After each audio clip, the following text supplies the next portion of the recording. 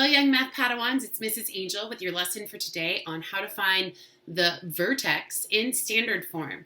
The vertex is the most important point on any parabola in any quadratic. You can find the vertex, you can find everything else.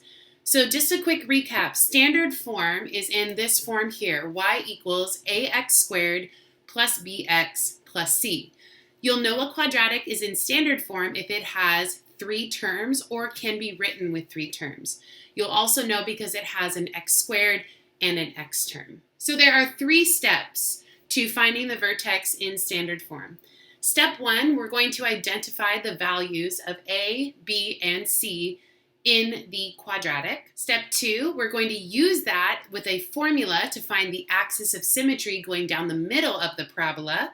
And step 3, we're going to use the axis of symmetry to calculate the vertex. Let's take a look at step 1. Here's our first example, y equals x squared plus 4x plus 5. Step 1, we need to identify the values of a, b, and c here. So looking at the leading coefficient, I notice that there is none, so that leads me to believe that a is equal to a hidden 1. The coefficient of 4x is 4, which means the value of b is 4. And then the term on the end is positive 5, which means the value of c is 5. You need the values of a, b, and c to find the axis of symmetry in step 2. To find the axis of symmetry, we actually use a formula. X equals opposite of b, or negative b, over 2 times a. Remember, the axis of symmetry is the vertical line that cuts the parabola in half, and it's always going to be written as an equation with x. So let's go ahead and complete this step. Using this formula, x equals, we're going to do negative or opposite of whatever b is. B here is positive 4, so I'm putting positive 4 inside of the parentheses. I'm then going to divide that by 2 times a, or the leading coefficient. The leading coefficient here is 1, so 2 times 1. And now I'm just going to simplify and do the math. So that's x equals negative 4 over 2 times 1 is 2. And negative 4 divided by 2 is negative 2. So I now know where my axis of symmetry is. And here's the cool part.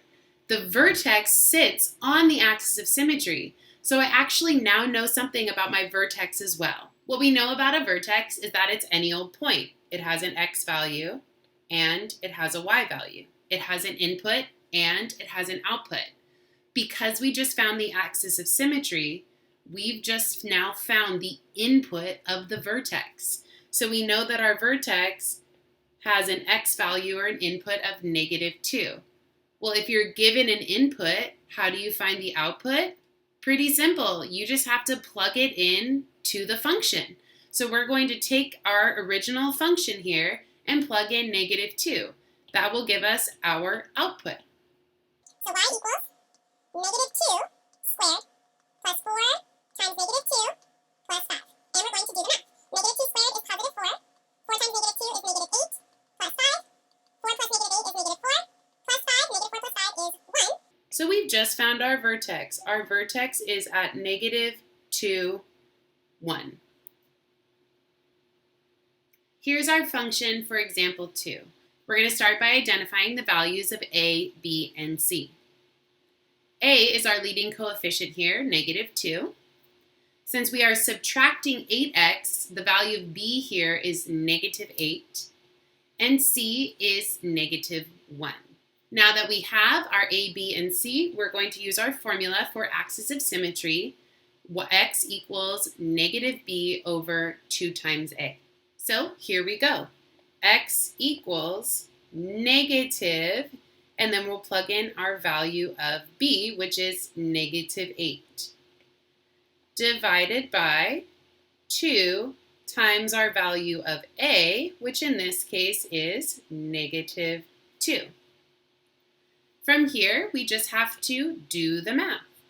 Negative 8, that's going to change this into a positive 8. 2 negatives make a positive. And 2 times negative 2 is negative 4. When we simplify this, our axis of symmetry is at negative 2. So that's where our parabola is located. As we recall from our previous example, we have just now found the input for the vertex, and we're going to use it to figure out our output. We know what x is in our vertex. Let's plug it into the function to find y. So y equals -2 times -2 squared minus 8 times -2 minus 1. So y equals -2 times 4 minus 8 times -2 is -16 minus 1. Y equals -8 plus 16 minus 1. Y equals 8 minus 1 because -8 plus 16 is 8. And y equals 7.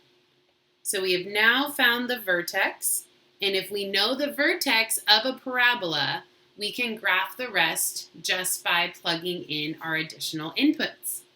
That's it for today's mini lesson. I will see you next time.